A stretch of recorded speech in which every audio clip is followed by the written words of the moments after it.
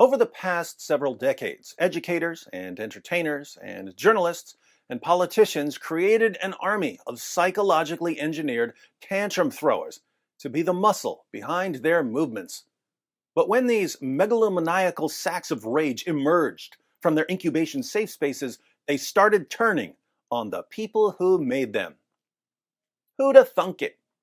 It's only been the plotline of like 800 movies and books. Human beings create something that eventually rises up against them. We build powerful computers, but then the computers become self-aware and we suddenly find ourselves fighting against Terminators or trapped in the Matrix. We get some dinosaur DNA and decide to make dinosaurs, but oh no, the dinosaurs are eating us.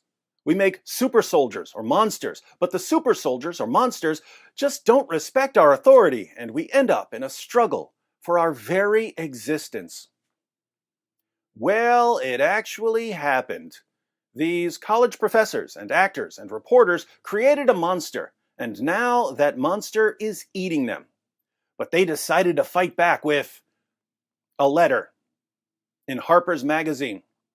So, their failsafe, their emergency shutdown plan is a letter. Let's go ahead and read the letter, and then we'll see why they're complete morons for thinking that this will help them. A letter on justice and open debate. Antifa loves justice, so this is sure to melt their hearts. Our cultural institutions are facing a moment of trial. Powerful protests for racial and social justice are leading to overdue demands for police reform, along with wider calls for greater equality and inclusion across our society, not least in higher education, journalism, philanthropy, and the arts. But this needed reckoning has also intensified a new set of moral attitudes and political commitments that tend to weaken our norms of open debate and toleration of differences in favor of ideological conformity. As we applaud the first development, we also raise our voices against the second.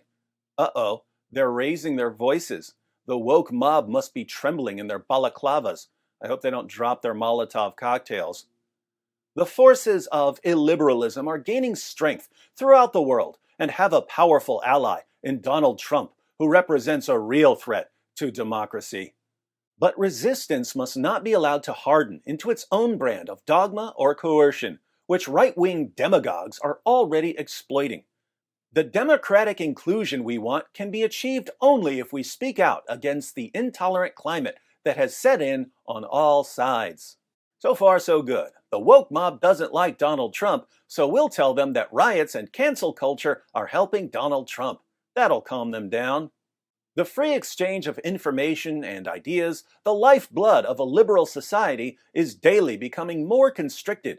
While we have come to expect this on the radical right, censoriousness is also spreading more widely in our culture. An intolerance of opposing views, a vogue for public shaming and ostracism, and the tendency to dissolve complex policy issues in a blinding moral certainty.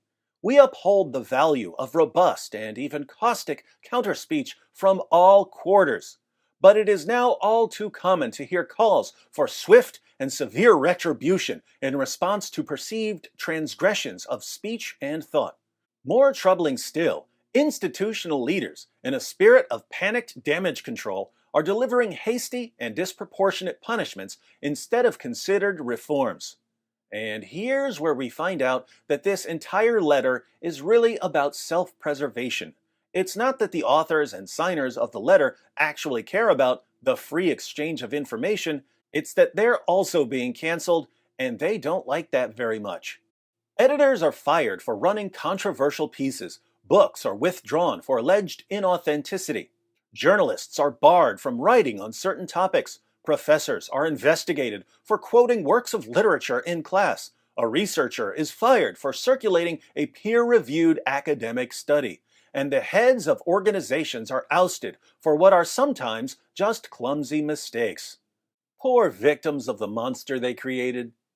Whatever the arguments around each particular incident, the result has been to steadily narrow the boundaries of what can be said without the threat of reprisal.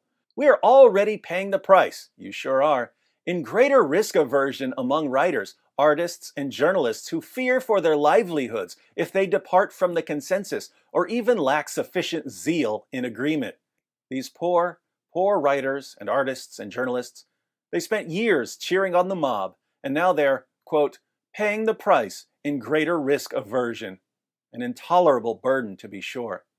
This stifling atmosphere will ultimately harm the most vital causes of our time.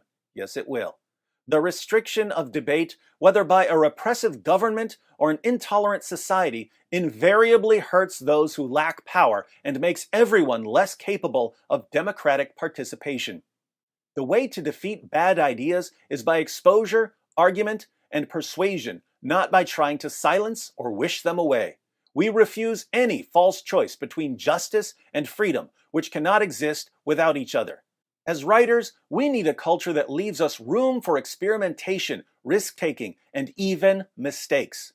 We need to preserve the possibility of good faith disagreement without dire professional consequences. If we won't defend the very thing on which our work depends, we shouldn't expect the public or the state to defend it for us. And the letter was signed by a ton of writers and journalists and professors. Now, I'm sure that as we were reading that letter, you found yourself in complete agreement with much of it. The letter is absolutely correct, and yet it's one of the most idiotic letters ever written. Why? Because these educators and writers and entertainers are trying to reason with people who've been trained and conditioned not to reason. They created a monster that's incapable of rational thought, that's driven purely by rage, that doesn't feel pity or remorse, that's programmed only to destroy.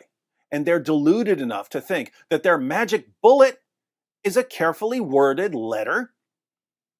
Sorry, Dr. Frankensteins, but your monster is coming for you. And it's just not a big fan of Harper's Magazine.